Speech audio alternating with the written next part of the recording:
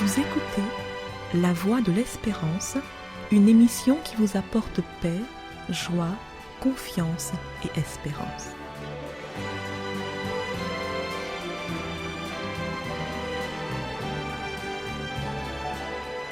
Bonjour la Guyane et bonjour à tous depuis la Guyane.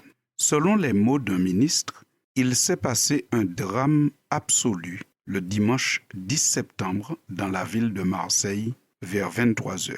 Ce que le ministre appelle un drame absolu, c'est l'assassinat d'une jeune femme de 24 ans.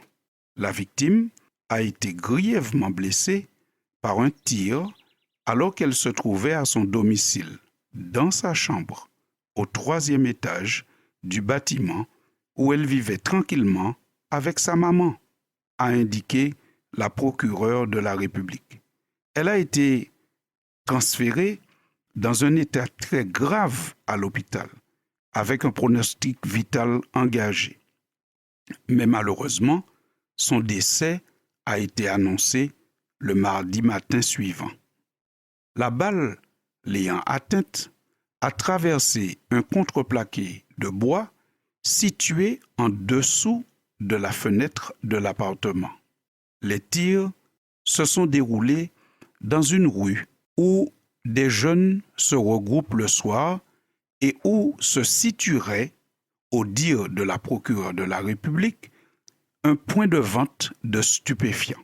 La jeune femme apparaît donc comme étant une victime collatérale d'un règlement de compte entre délinquants. Règlement de compte dans la rue, victime dans son appartement, dans sa chambre. Le bilan de ces tirs en l'air à la Kalachnikov aurait pu être bien plus grave, puisque 3 autres appartements ont été touchés.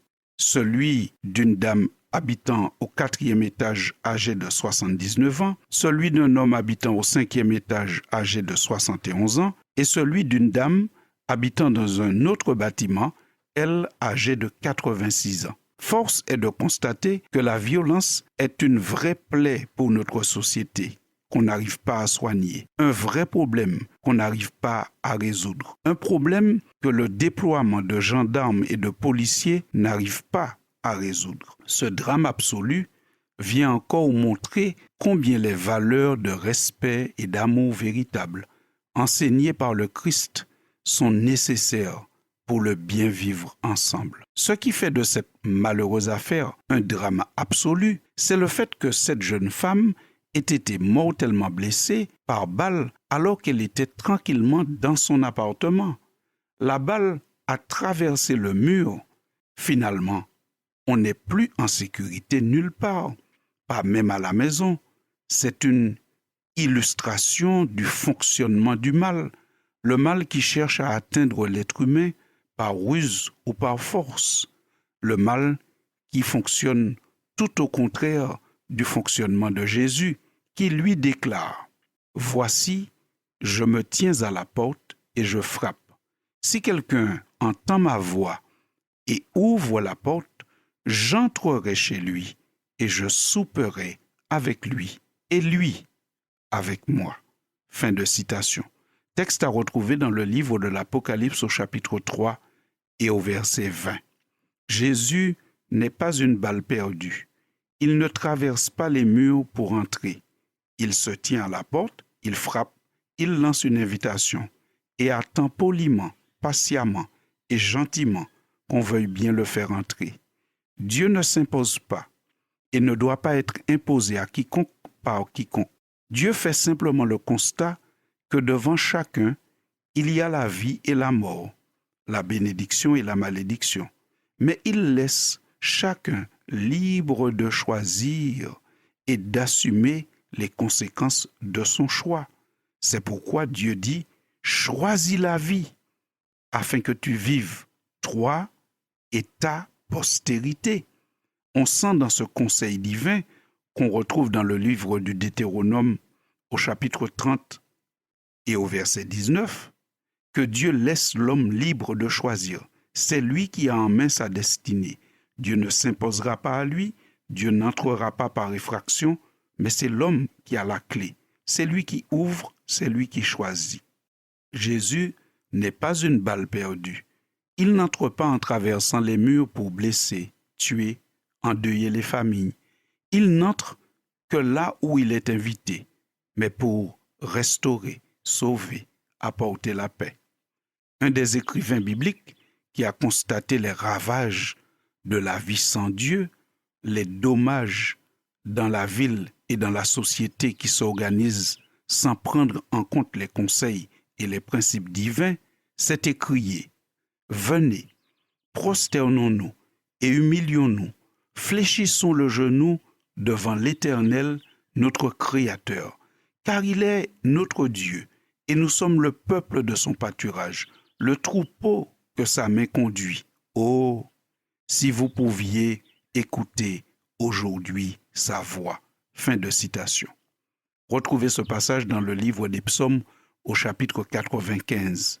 On sent ici encore une fois que l'homme est libre d'écouter ou de ne pas écouter. Oh, si vous pouviez écouter aujourd'hui sa voix. Dieu est un Dieu d'amour, un Dieu de liberté.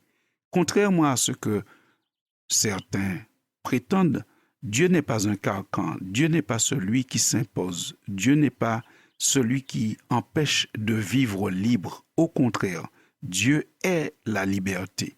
Cette liberté offerte à l'homme, il peut choisir de laisser entrer le Seigneur ou pas.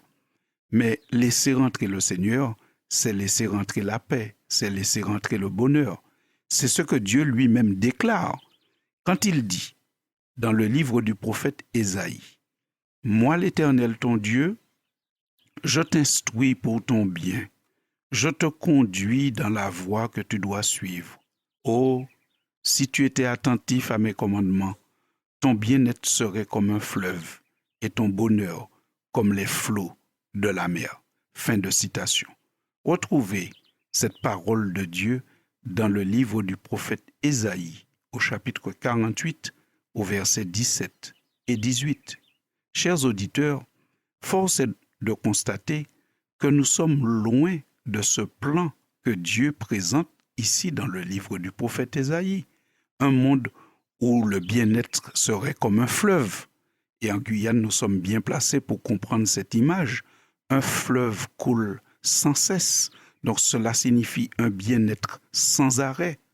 Cela signifie un bien-être sans fin. Et ton bonheur comme les flots de la mer. Nous pouvons aussi comprendre cela en Guyane, car nous avons aussi la mer, et nous voyons que le flot de la mer est incessant. Alors, ce que Dieu propose, nous en sommes loin. Loin pourquoi? Loin parce que, trop souvent, malheureusement, les hommes, la société, nous nous écartons de ces principes et de ces valeurs.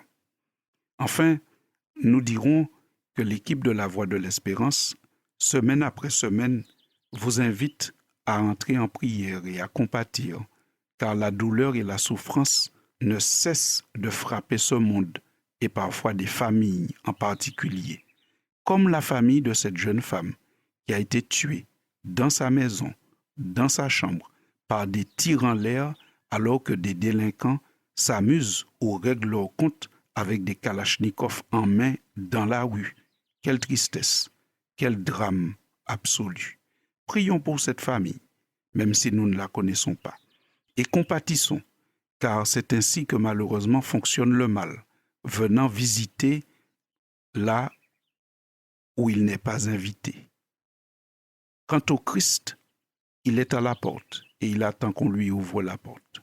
Chers auditeurs, je vous remercie pour votre attention et vous dis à très bientôt pour une prochaine édition. Jésus reviendra dans sa gloire immortelle pour prendre des mondes les cieux.